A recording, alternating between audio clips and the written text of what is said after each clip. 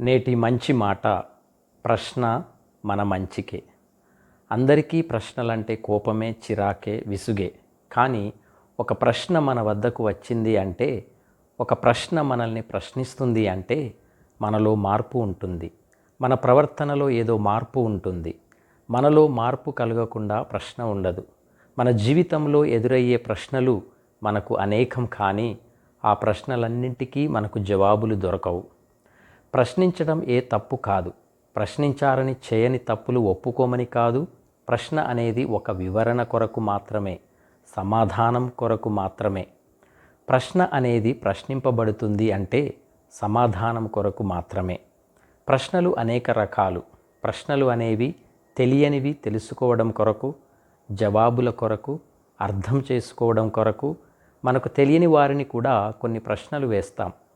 ఇలా ప్రశ్నలలో అనేక రకములైన భావాలు, తెలియని వారికి వేసే ప్రశ్నలు, తెలిసిన వారికి వేసే ప్రశ్నలు, జవాబులు కోరుకునే ప్రశ్నలు, ఇలా ప్రశ్నలు మన జీవితాలలో అనేకం.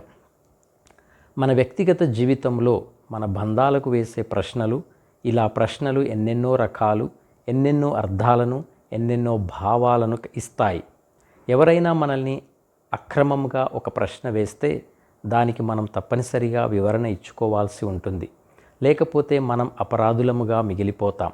కాబట్టి మన జీవితంలో కొన్ని ప్రశ్నలకు మనల్ని మనం నిరూపించుకోవలసిన బాధ్యత మనపై ఎంతైనా ఉంది. నీవు వేసిన ప్రశ్నలకు నేనేంటి నీకు సమాధానం చెప్పేది అని అనుకుంటే ఇద్దరు వ్యక్తుల మధ్య, బంధముల మధ్య మనస్పర్ధలు ఎదురవుతాయి. కనుక ప్రశ్న క్లారిటీ కొరకే అని గ్రహిద్దాం.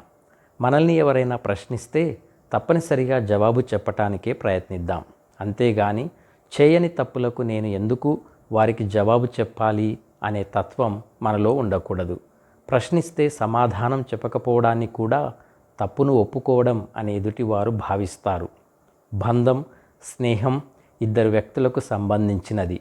కనుక ఇద్దరిలో ఒకరు ప్రశ్నిస్తే తప్పనిసరిగా ఇంకొకరు వివరణ ఇవ్వవలసిందే. అంతేగాని ఇద్దరి మధ్య ప్రశ్నలకు జవాబులు చెప్పకపోవడం తప్పించుకునే తత్వం అవుతుంది, దాపరికం అవుతుంది.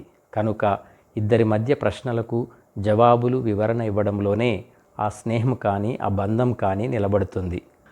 కనుక మనకు వచ్చిన ప్రశ్నలను తిరస్కరించవద్దు. కొన్ని ప్రశ్నలు తిరస్కరించేవి ఉంటాయి. తిరస్కరించే వాటిని తిరస్కరించి ఇచ్చే వాటికి వివరణ ఇవ్వగలుగుదాం. ప్రశ్న మంచికే అని గ్రహిద్దాం. ప్రశ్నించడం జవాబు తెలుసుకోవడం కొరకే అని గ్రహిద్దాం.